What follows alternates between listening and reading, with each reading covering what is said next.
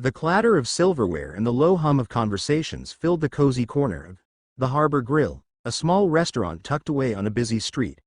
People came here for comfort food, a warm atmosphere, and the feeling of being safe from the chaos outside. But safety can shatter in an instant. At a table near the window sat Emily Carter, dressed in simple jeans and a sweatshirt, her hair tied back in a casual ponytail. To anyone glancing her way, she was just another customer quietly enjoying her late dinner. But beneath the calm demeanor, Emily carried a past most would never imagine. She had once served as a Navy officer, trained in discipline, strength, and resilience. Now, she was back to civilian life, trying to live quietly, though the instincts of a protector never really left her. The restaurant door swung open, and three men stumbled in. Their laughter was too loud, the kind that didn't carry joy but arrogance. They looked around with sharp eyes that weren't here for food. Customers stiffened in their seats. The waitress behind the counter hesitated. Everyone seemed to sense it. The air shifted, uneasy. The men spotted Emily. Maybe it was because she was alone, maybe because she carried herself with quiet confidence, or maybe just because predators always seek what they think is an easy target. They walked toward her, their movements slow, deliberate. "Hey sweetheart," one of them drawled, leaning too close to her table. "Mind if we join you?" Emily didn't look up right away. She calmly set down her fork, dabbed her lips with a napkin, and finally lifted her gaze. Her eyes were steady, unreadable. "I'd prefer to eat alone." That should have been enough. For decent men, it would have been. But decency wasn't in their nature. Another leaned in, smirking. "Aw, don't be like that. We're just being friendly." The third reached for her arm. And that was the moment the restaurant seemed to hold its breath.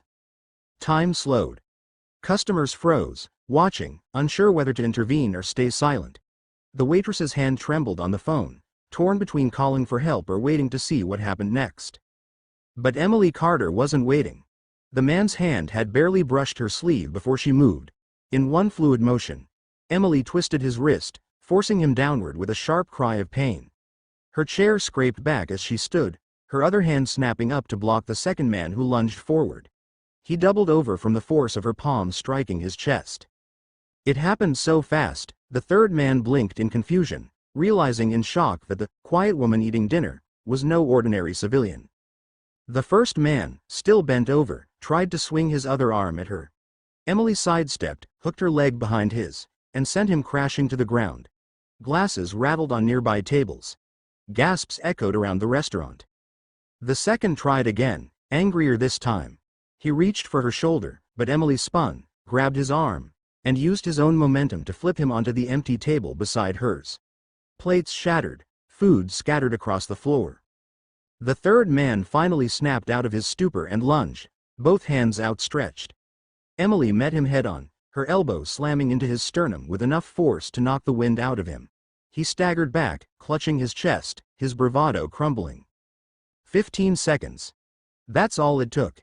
In just 15 seconds, three men who had walked in with arrogance and cruelty were now groaning on the floor, gasping, clutching their bruised bodies, staring up at the woman they had underestimated. The restaurant was silent. Then came the whispers. "She took them down. Did you see that? Who is she?" The waitress, still holding the phone, stared wide-eyed.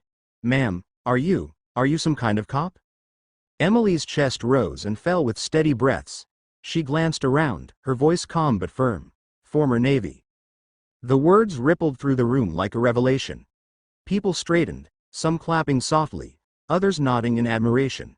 The three men looked at each other, shame and fear flooding their faces. And yet, what came next was what surprised everyone the most. Emily didn't scream at them. She didn't humiliate them. She crouched down beside the man who had first grabbed her sleeve. He flinched, expecting another blow. Instead, she looked at him with eyes that held not anger, but something else. "You don't get to treat people like that," she said quietly. "Not here, not anywhere." Her voice wasn't loud, but it carried weight. The kind of weight only someone who had seen both the best and worst of humanity could carry. The man swallowed hard. For the first time that night, he looked small. The police arrived minutes later, called by another diner. The three men were led out, heads down, avoiding every eye in the room. And then came the part no one had expected. Emily stayed. She sat back down at her table, brushed the broken glass aside, and continued eating her meal as if nothing extraordinary had happened. But to the people in that restaurant, nothing would ever feel the same. The elderly couple near the door whispered to each other, saying how they hadn't felt this safe in years. The waitress, still shaken, brought Emily's dessert on the house, her hands trembling with gratitude. A young father leaned down to his son and whispered, "That's what real strength looks like." And as Emily finally stood to leave, she noticed the eyes that followed her, not out of fear, but out of respect. Not because she had fought, but because she had chosen restraint. Because she had reminded everyone that courage isn't about power, it's about using it the right way. She walked into the night, the cool air wrapping around her, the glow of the restaurant fading behind. She didn't need thanks or applause. She only needed the quiet knowledge that tonight, in one small corner of the world, people had remembered what it meant to stand up for what was right.